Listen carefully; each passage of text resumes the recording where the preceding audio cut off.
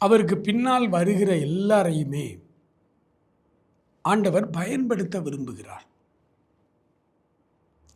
இந்த வசனத்தில் 2 காரியம் இருக்கிறது. முதல் காரியம், என் பின்னே வாருங்கள், உங்களை மனிதர்களை பிடிக்கிறவர்களாக்குவேன். 2 காரியம் இருக்கிறது.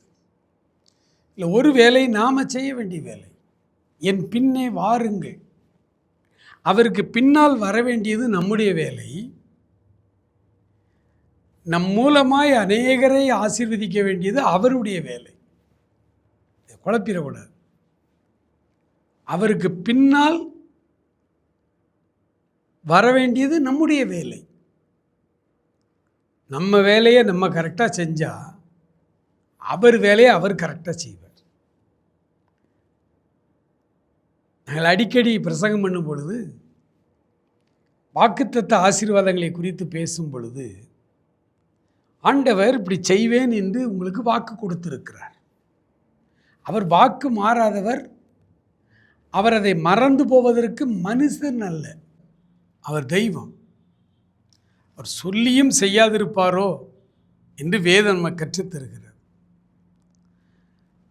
அப்படியானால் வாக்குத்தத்தத்தின் ஆசீர்வாதங்களை ஏன் நாம் பல நேரம் பெற முடியவில்லை என்றால், ஒவ்வொரு வாக்குத்தத்தத்துக்கும் ஒரு நிபந்தனை இருக்கிறது. இதை செய்தால் நான் உனக்கு இதை செய்வேன். அப்போ இதை செய்தால்ங்கிறது நம்ம செய்ய வேண்டிய வேலை. அப்போ நாம் அந்த நிபந்தனைகளை சரியாய் நிறைவேற்றும் பொழுது அந்த வாக்குத்தத்தத்துக்குரிய ஆசீர்வாதம் சரியாக வந்து சேரும். இந்த மத்தேயு 4:16 அதான் கொடுக்கப்பட்டிருக்கிறது. என் பின்னே வாருங்கள், நான் உங்களை மனுஷரை பிடிக்கிறவர்களாக்குவேன் என்று சொன்னார். அவருக்கு பின்னால் வர வேண்டியது நம்முடைய வேலை. அவருக்கு பின்னால் வர வேண்டியது நம்முடைய வேலை. நம்மை அநேகருக்கு ஆசீர்வாதமாய் பயன்படுத்த வேண்டியது அவருடைய வேலை. அவர் வேலையை அவர் சரியாய் செய்வார். அதற்கு அவர் ஆவலோடு காத்திருக்கிறார். நாம் செய்ய வேண்டிய வேலையை நம்ம செய்யணும். ஆகவே அதை குறித்து நம்ம தியானிக்கணும் அதிகமாய். அப்போ என் பின்னே வாருங்கள் அப்படின்னாரே, நம்ம எல்லாருமே ஆண்டவருடைய பிள்ளைகள், ரட்சிக்கப்பட்டவர்கள். அப்போ அவருடைய பிள்ளைகள் அவருக்கு பின்னால் தானே போவோம். இல்லை பிரியமானவர்களே,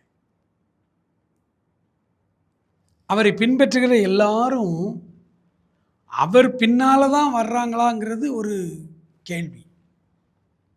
ஏன்னா பவுல் அப்போஸ்தலர் அவங்க ஊழியம் செய்த அந்த காலகட்டத்திலே பவுல் சொல்கிறாரு, அநேகர் வேறு விதமாய் நடக்கிறார்கள்.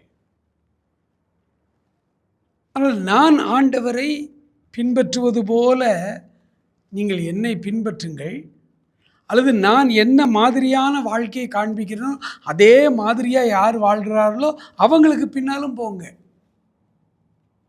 அப்படித்தான் பவுல் சொல்கிறார். அதுக்கு ஏன் அந்த சொல்கிறார் அப்படின்னா, அநேகர் வேறு விதமாய் நடக்கிறார்கள்.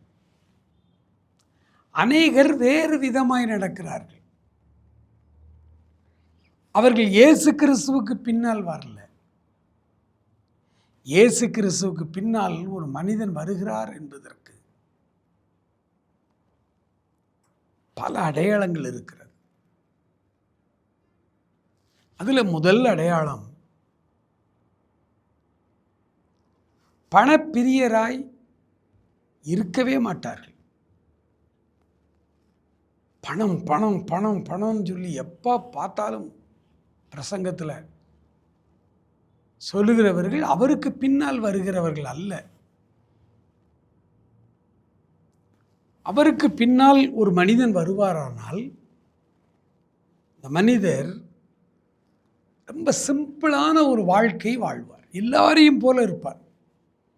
தன்னை ஒரு ஸ்டார் அந்தஸ்தில், தன்னை ஒரு பெரியவனாய் பாராட்ட மாட்டார்கள். ரொம்ப சிம்பிளாக இருப்பாங்க. ஒரு உதாரணம் சொல்கிறேன். இன்றைக்கு இருக்கிற அநேக ஊழியர்களை விட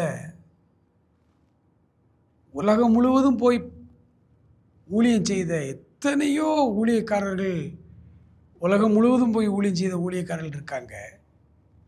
ஆனால் அவர்கள் எல்லாரையும் விட அதிக அளவில் உலக அளவில் பயன்படுத்தப்பட்ட ஒரு அருமையான தேவ மனிதர் ஆர் ஸ்டான்லி. இது அவருடைய சாட்சியில் அவர் சொல்கிறார். பிரதர் ஆர் ஸ்டான்லி பிரதர் அவர் ஒரு தலை சிறந்த போதகர், பைபிள் டீச்சர். அவர் ஆரம்பித்து ஊழியம்தான் இந்த பிளஸ்ஸிங் யூத் மிஷன். லட்சக்கணக்கான இளைஞர்களுக்கு அந்த ஊழியங்கள் இன்றும் ஆசீர்வாதமாக இருக்கிறது. ஆனால்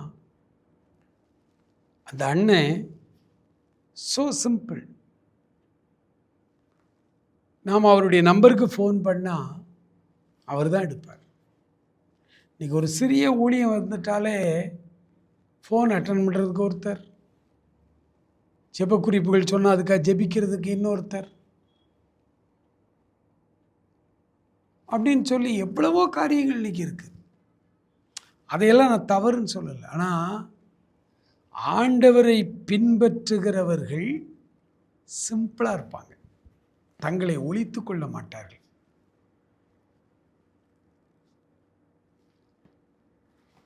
அடுத்து அவருடைய பிரசங்கத்தில் கண்டுபிடிக்கலாம். அவர்கள் பிரசங்கிக்கும் பொழுது ஆண்டவரையே முக்கியத்துவப்படுத்தி மையப்படுத்தி ஆண்டவரை முன்னிறுத்துவார்களே ஒழிய தங்களை எக்ஸ்போஸ் பண்ண மாட்டாங்க. சிலர் 5 நிமிஷம் பிரசங்கம் பண்ணால் 3 நிமிஷம் தங்களை பற்றியே பேசிக்கிட்டு இருப்பாங்க. நீங்கள் இது ரொம்ப முக்கியமாக நீங்கள் இதில் கண்டுபிடிச்சிக்கலாம். அவங்களுடைய பிரசங்கத்தை பார்த்தாலே தெரிஞ்சு ஆண்டவருக்கு பின்னால் வருகிறவர்கள். நம்முடைய வாழ்க்கையில் நம்ம எதை நோக்கி போய்கொண்டிருக்கிறோம்? யாரை பின்பற்றி போகிறோம்? இயேசுவை பின்பற்றி போவோமானால் அவர் நடந்த வழியிலே நாமும் செல்ல வேண்டும். அப்படி நாம் செல்லுகிறோமா என்று இந்த காலை வேளையிலே நம்மை ஆராய்ந்து பார்த்து நம்மை அர்ப்பணிப்போம். ஆண்டவர் உங்களை ஆசீர்வதிப்பாராக. ஆமென்.